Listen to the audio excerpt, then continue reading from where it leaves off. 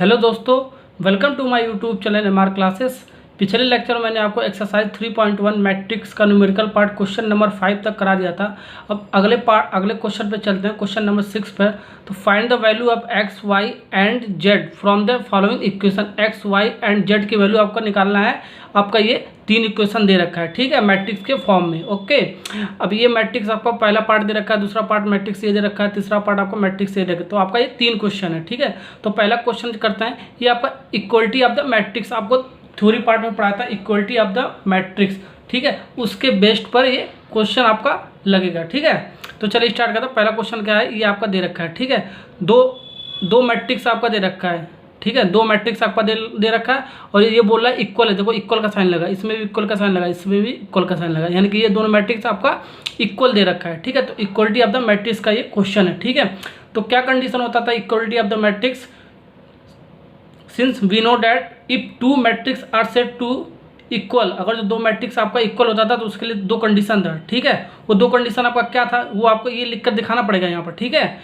अगर जो एग्जाम में आपका पहला पार्ट आएगा तो ठीक है, ये लिख कर दिखाना पड़ेगा। अगर जो पहला पार्ट दूसरा पार्ट आ जाएगा तो सिर्फ एक बार इसको लिख कर दिखाना पड़ेगा। जो एक पार्ट आएगा तो इसको लिख कर दिखाना पड़ेगा। तीनों पार्ट एक साथ पूछ देगा, ठीक है, तो एक ही बार लिखना पड़ेगा। ओके, लेकिन लिखना पड़ेगा आपको, ये स्टेटमेंट आपको लिखना पड़ेगा। तो since we know that if 2 matrix are said to the equal then, ठीक है, आपका 2 मैट्रिक्स इक्वल होता है, ठीक है। 2 कंडीशन था, मैंने आपको बता रखा था। 2 मैट्रिक्स जब भी आपका इक्वल होता है 2 कंडीशन होता है, ठीक है। तो कंडीशन क्या होता था, they are the same order, आपका ऑर्डर सेम होना, इस मैट्रिक्स का और इस मैट्रिक्स का, यानी दोनों मैट्रिक्स का ऑर्डर आपका सेम होना चाहिए। उसके बाद क्या था, and their corresponding element are also equal, और जो उसका करस्पॉन्डिंग एलिमेंट था, जैसे पहला एलिमेंट ये है तो इसका एलिमेंट है, इसका करस्पॉन्डिंग एलिमेंट आपका सेम होना चाहिए। जैसे ये वाला एलिमेंट है तो इसका वाला एलिमेंट ये, ठीक है, इसका करस्पॉन्डिंग एलिमेंट आपका सेम होना चाहिए। जैसे ये वाला एलिमेंट इसका पहले वाले का, दूसरे वाले मैट्रिक्स का ये वाला, तो इसका करस्पॉन्डिंग इसके एलिमेंट के सेम होना चाहिए, ठीक है। तो ये आपका 2 कंडीशन था, आपको इसको लिखकर स्टेटमेंट दिखाना पड़ेगा, ठीक है। इक्वलिटी ऑफ द मैट्रिक्स का ये क्वेश्चन है, ठीक है, क्योंकि इक्वल का साइन लगा है। अब चलो, ठीक है, वी गेट, अब क्वेश्चन को सॉल्व करते हैं, ठीक है। हमारा ये दिया था गिवन, ये डेटा दे रखा है, ठीक है, 2 मैट्रिक्स दे रखा है। अब they are the same order, ठीक है। अब पहले ऑर्डर चेक करो, किस ऑर्डर आपका सेम है, बिल्कुल सेम है। देखो ये R1 R2 यानी कि 2 रो आपका 2 कॉलम हो रहा है, यानी कि 2x2 मैट्रिक्स का आपका, ठीक है। इसमें भी 2 रो 2 कॉलम है आपका, यानी कि ये भी 2x2 का मैट्रिक्स है, ठीक है। ऑर्डर तो हमारा सेम है, यानी कि पहला कंडीशन और फुलफिल हो रहा है, ठीक है। दूसरा कंडीशन क्या कर रहा है, कॉरस्पॉन्डिंग एलिमेंट इसका सेम होना चाहिए। कॉरस्पॉन्डिंग एलिमेंट क्या होता है, जैसे x का कॉरस्पॉन्डिंग एलिमेंट क्या है, ठीक है, ये वाला, ठीक है। 5 का कॉरस्पॉन्डिंग एलिमेंट क्या है, ये वाला। 4 का कॉरस्पॉन्डिंग एलिमेंट क्या है, ये वाला। 3 का क्या है, z है, ठीक है। ऐसे ही आपका कॉरस्पॉन्डिंग एलिमेंट आपका सेम होना चाहिए, इक्वल होना चाहिए, ठीक है। तो देखो मैंने बताया था ऐसे x का ऐसे है तो ऐसे कर लेना, ठीक है। थ्योरी पार्ट में मैंने बता रखा है। ओके, तो x इक्वल टू क्या हो गया, ये कंपेयर करेंगे, दोनों मैट्रिक्स को कंपेयर करके वैल्यू लिख लेंगे, ठीक है। x इक्वल टू आपका क्या हो गया 1। ओके, अब देखो x equal to x y z की वैल्यू पूछा है तो y के स्थान पे देखो, अब ये y ऐसे कर लो। ओके, एग्जाम में आपको ऐसे नहीं करना है, ठीक है। जो जैसे मैंने ये मार्क्स लगा रहा हूँ, ठीक है, ये आपको तीर का निशान नहीं लगाना है, ठीक है। आप डायरेक्ट कंपेयर करके लिख सकते हो, मैं आपको समझाने के लिए लिख रहा हूँ। y इक्वल टू 3, तो ये y इक्वल टू आपका 3, ठीक है। सॉरी, ये y इक्वल टू 3 नहीं, सॉरी गलत हो गया, ये y इक्वल टू 4 आ गया आपका, ठीक है। ये y इक्वल टू 4 आ गया, ये y इक्वल टू 4, और ये z इक्वल टू आपका क्या आ जाएगा 3, ठीक है ना। ये वाला आपका यहाँ पर आएगा। ओके, तो z इक्वल टू आपका आ गया 3, ठीक है ना। कॉरस्पॉन्डिंग एलिमेंट आपको निकालना है, जैसे 4 का y यानी कि y इक्वल टू 4, 3 का z यानी कि z इक्वल टू 3, x का 1 यानी कि x इक्वल टू 1। ओके, ठीक है ना, समझ में आ गया ना आपको। तो ऐसे आपको करना है, ठीक है। ये आपका पहला पार्ट का आंसर हो गया, ठीक है, इजी क्वेश्चन था। अब सेकंड पार्ट का आंसर चलते हैं, स्टार्ट करते हैं। सेकंड पार्ट में भी आपको ऐसे लिखना पड़ेगा, ठीक है, लेकिन मैं लिख नहीं रहा हूँ क्योंकि आपको ऐसे ही लिखना पड़ेगा। लेकिन देखो सेकंड पार्ट में आप कॉरस्पॉन्डिंग एलिमेंट को कंपेयर करो, ठीक है। तो x plus y equal to 6, देखो पहला क्या है x plus y equal to 6, equation number 1 मानो इसको। दूसरा क्या है 5 plus z equal to 5, 5 plus z equal to 5, equation number इसको 2 मानो, ठीक है ना। उसके बाद क्या है, x y equal to 8, corresponding element compare कर रहे हैं ना हम, x y equal to 8। Okay, अब ये मैंने कंपेयर कर लिया, ठीक है। देखो x plus y equal to 6, ठीक है। 2 इजकल टू 2 भी लिख सकते हो, लेकिन उसका कोई मतलब ही नहीं लिखने का। 5 plus z equal to 5, x y equal to 8। ये भी आपका 2x2 का मैट्रिक्स है ना आपका। चेक पहले तो यही चेक करना है ऑर्डर सेम है कि नहीं मैट्रिक्स का, ठीक है। 2x2 का मैट्रिक्स है आपका। तो चलिए स्टार्ट करते हैं। सबसे पहले वैल्यू निकालते हैं यहाँ से आपका from equation number 2। Okay, from equation number 2, ठीक है।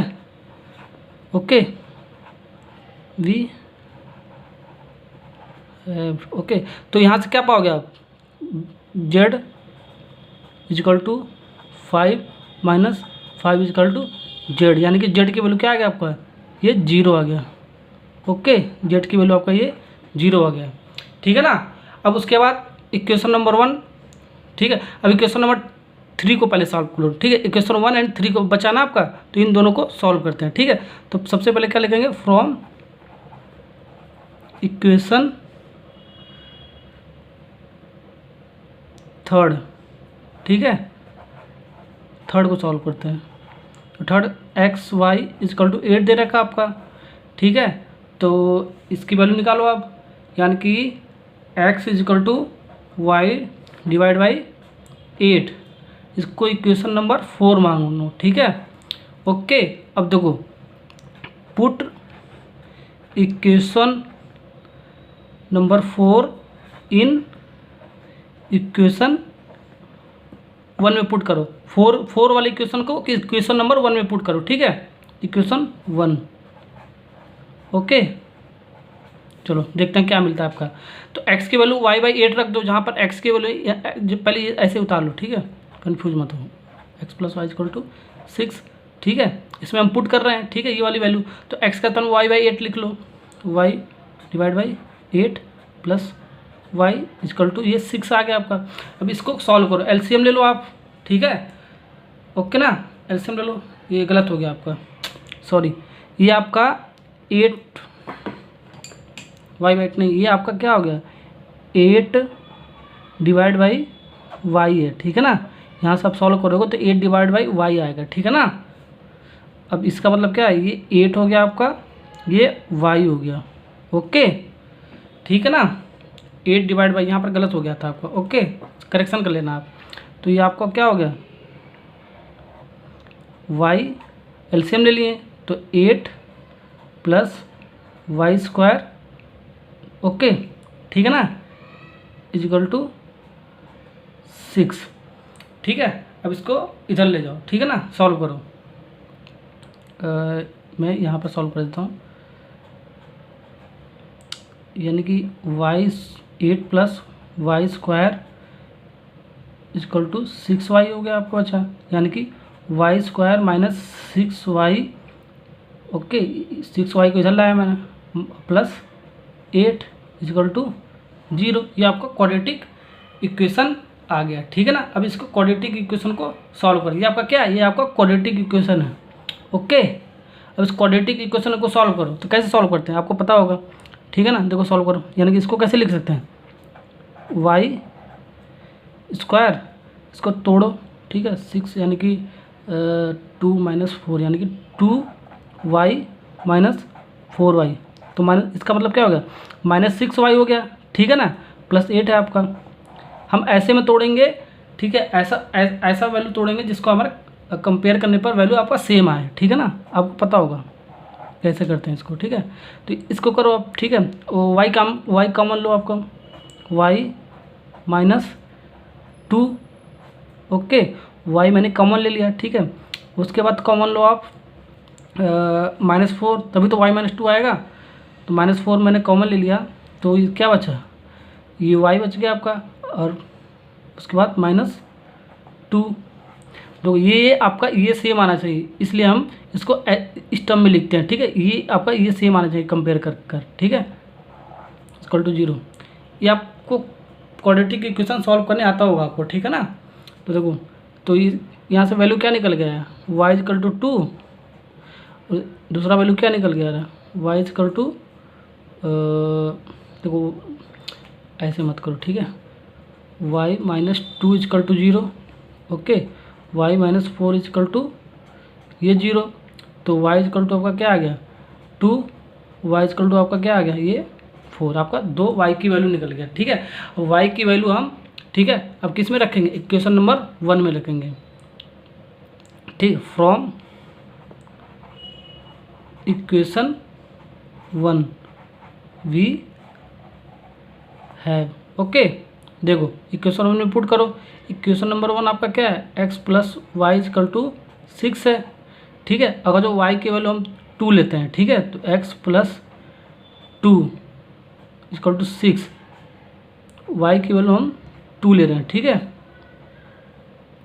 तो यानी कि x की वैल्यू क्या आ गया 4 आ गया।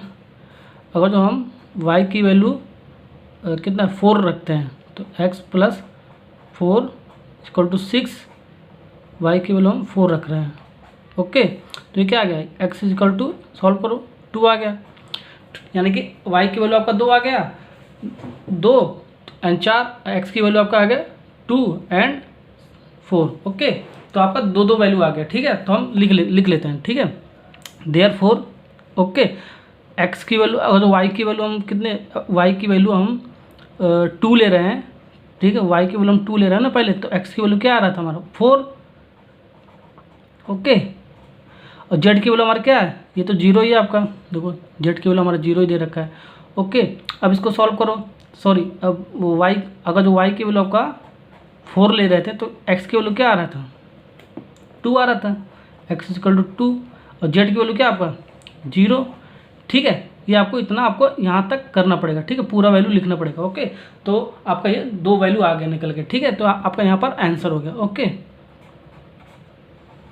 ठीक है ना, ऐसे आपको करना है, ओके। कुछ ना था, क्वाड्रेटिक इक्वेशन सॉल्व करना था, इक्वेशन सॉल्व करने आता होगा आपको, ओके। अब चलते हैं क्वेश्चन नंबर 3 वाले पार्ट पर। 3rd पार्ट आपका क्या है, देखो 3rd पार्ट आपका है, मैं बता देता हूँ आपको, answer number 3rd part, okay. 3rd आपका है x plus y plus z, x plus z y plus z, okay, equal to 9 5 7, ठीक है। ये देखो कितने बाई कितने क्लास का मैट्रिक्स है ये, ओके। 3 रो है आपका, कॉलम आपका 1 है, यानी 3x1, ये भी 3x1 का है आपका, देखो रो आपका 3 है, कॉलम आपका 1 ही है, यानी कि आपका ऑर्डर तो आपका सेम है, इक्वलिटी आप द मैट्रिक्स लगा दो इसमें भी, ओके। तो आप कंपेयर करो वैल्यू, ठीक है, x plus y plus z equal to 9, इसको इक्वेशन नंबर 1 मानो आप, ओके। उसके बाद x plus z equal to 5 2 मानो, उसके बाद y plus z equal to 7, ठीक है, y plus z equal to 7, corresponding element, ठीक है, इक्वल है, ठीक है, करस्पॉन्डिंग एलिमेंट हम कंपेयर करके लिख रहे हैं, ओके ना, ठीक है। अब चलो इक्वेशन सॉल्व करते हैं, इक्वेशन सॉल्व करना आपको आता होगा, ठीक है। लिखो फ्रॉम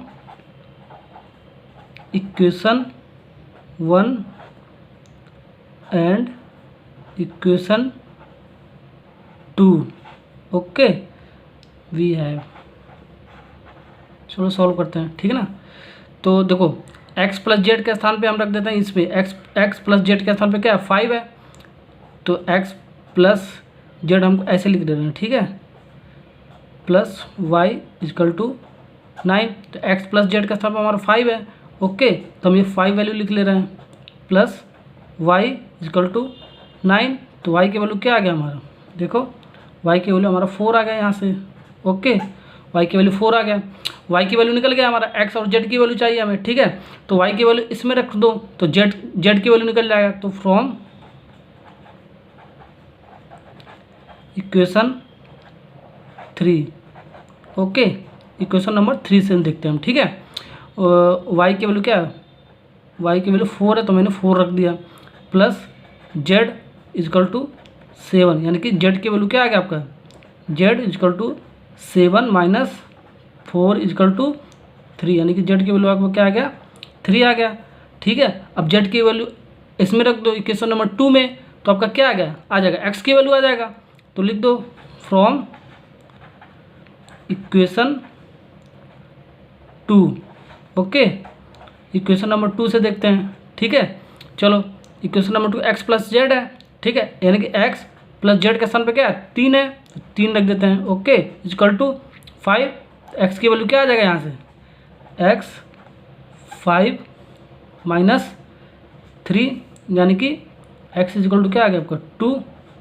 ओके, तो हमारा वैल्यू निकल के आ गया आपका, एक्स वाई जेड की वैल्यू पूछा था, तो x equal to therefore x equal to क्या आ गया 2 आ गया। ओके, वाई इजकल टू क्या आ गया आपका 4 आ गया, एंड लास्ट में आपका जेड इजकल टू क्या आ गया था 3।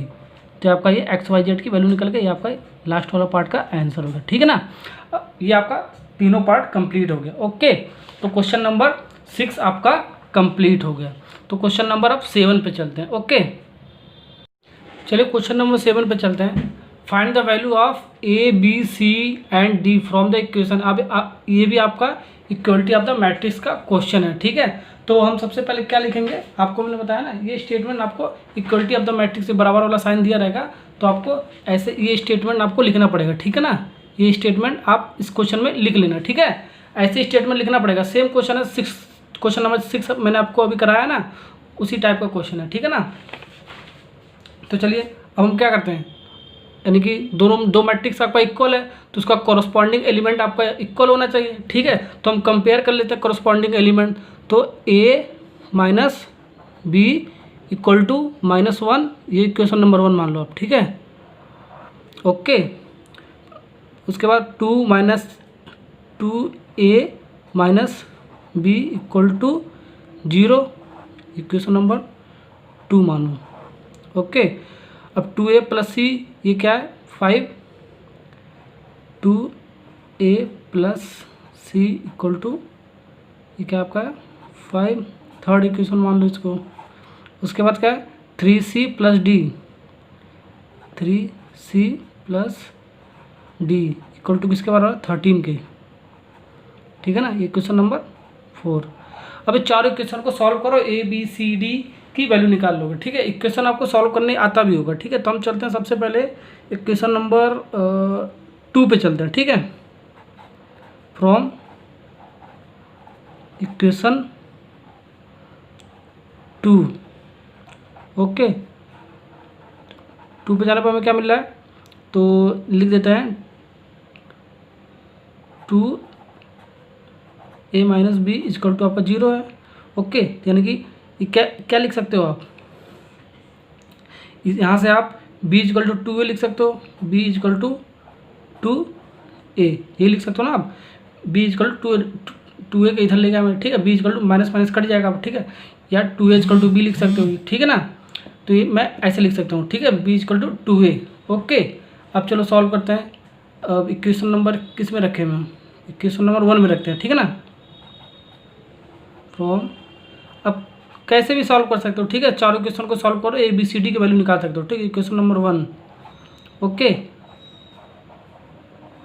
ठीक है, 1 में देखो, 1 में क्या a minus b is equal to -1 है, तो b का स्थान पे क्या है आपका, b पुट कर दो इसमें, a minus 2a is equal to -a, तो ये क्या हो गया आपका, ये हो गया आपका -a माइनस कट गया, यानी कि यहाँ से आ गया आपका a इजकल टू 1, a की वैल्यू तो आपका मिल गया। ओके, अभी ये a की वैल्यू तो आपका मिल गया 1। ओके, अब b की वैल्यू कहाँ से मिल जाएगा, यहाँ से, ये क्वेश्चन नंबर 5 मान लो। ठीक है, तो फ्रॉम इक्वेशन 5। ओके, तो क्या कैसे लिख सकते हो, b इजकल टू 2a, यानी कि b इजकल टू 2 इंटू ए की वैल्यू क्या है 1 है, यानी कि b की वैल्यू क्या आ गया, b इजकल टू 2 आ गया। ओके, a और b की वैल्यू मिल गया। अब c और d की वैल्यू निकालते हैं। ठीक है, इसी इक्वेशन से निकालते हैं। अब इक्वेशन नंबर हम चलते हैं किस में, फोर्थ में चलें, चल फोर्थ में नहीं, थर्ड में चलते हैं, ठीक है, क्योंकि ए की वैल्यू हमारा पता है तो सी की वैल्यू निकल जाएगा, ठीक है, सी की वैल्यू निकल जाएगा तो उसके बाद डी की वैल्यू इसमें से निकल जाएगी। ओके, तो हम चलते हैं इसमें इक्वेशन नंबर थर्ड में, from equation third. Okay, third में क्या है, 2a + c = 5, यानी कि 2 × a की वैल्यू क्या है 1 है, प्लस c = क्या आपका 5, यानी कि c की वैल्यू क्या आ गया आपका 5 - 2, यानी कि c की वैल्यू आपका आ गया 3, ठीक है। a b c की वैल्यू आ गया, अब d की वैल्यू निकालो, d के c की वैल्यू रख लो, d की वैल्यू निकल जाएगा, यानी फ्रॉम इक्वेशन नंबर फोर्थ, ठीक है, रखो 3c + d = 13 आपका, तो 3 × 3c की वैल्यू रख दो d। ओके, अब d की वैल्यू निकल जाएगा आपका 13 - 3 × 3 = 9, यानी कि ये इधर ले गया मैं 9, तो ये क्या आएगा, d की वैल्यू आपको क्या आ गया, ये आपका आ गया 4, d की वैल्यू आपका 4 आ गया, यानी कि a b c d की वैल्यू आपका आ गया। तो हम लास्ट में क्या लिखेंगे, देयरफॉर a = आपका क्या आ गया 1, b = क्या आ गया 2, और उसके बाद c = क्या आ गया आपका 3, ओके, और d क्या आ गया आपका 4, ठीक है ना, ये आपका आंसर हो गया। Okay, equality of the matrix का ये क्वेश्चन था, ठीक है, अब इजी क्वेश्चन था, ठीक है। अब क्वेश्चन नंबर 8 पे चलते हैं। ओके, ये आपका कंप्लीट होगा क्वेश्चन नंबर 7। क्वेश्चन नंबर 8 आपका ऑब्जेक्टिव क्वेश्चन है, ठीक है।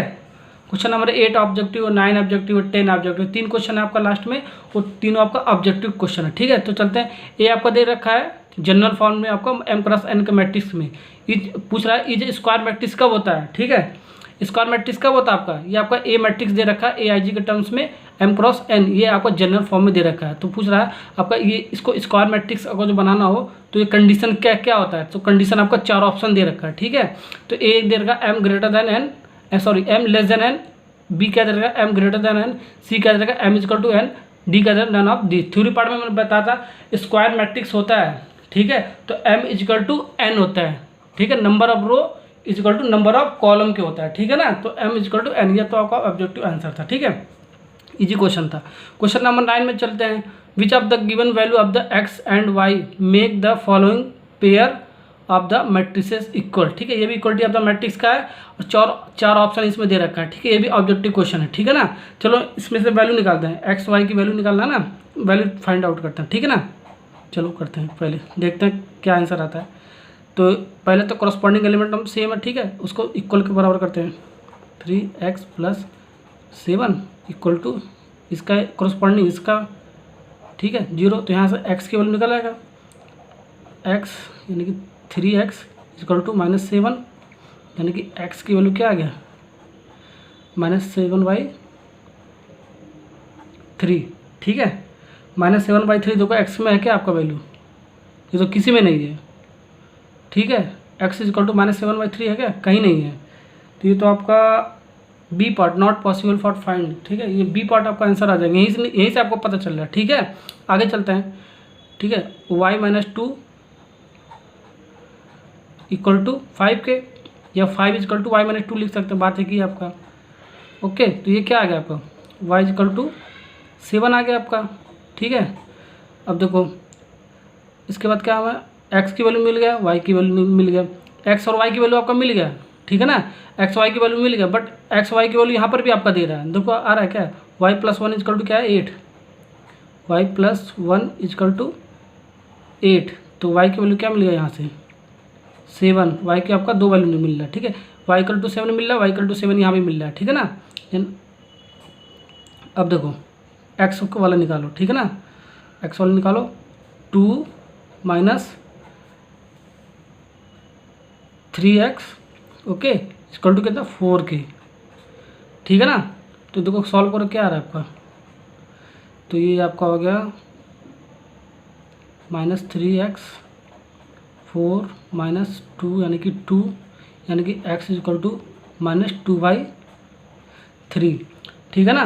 तो x = -2/3 आ रहा है आपका यहाँ पर, और y इक्वल टू 7 आ रहा है, बट आपका दो वैल्यू आ रहा है x का, x ये, ठीक है, x equal to -7/3, x equal to -2/3, लेकिन इसमें एक ही वैल्यू दे रहा है, ठीक है ना, हमको दो वैल्यू चाहिए, ठीक है।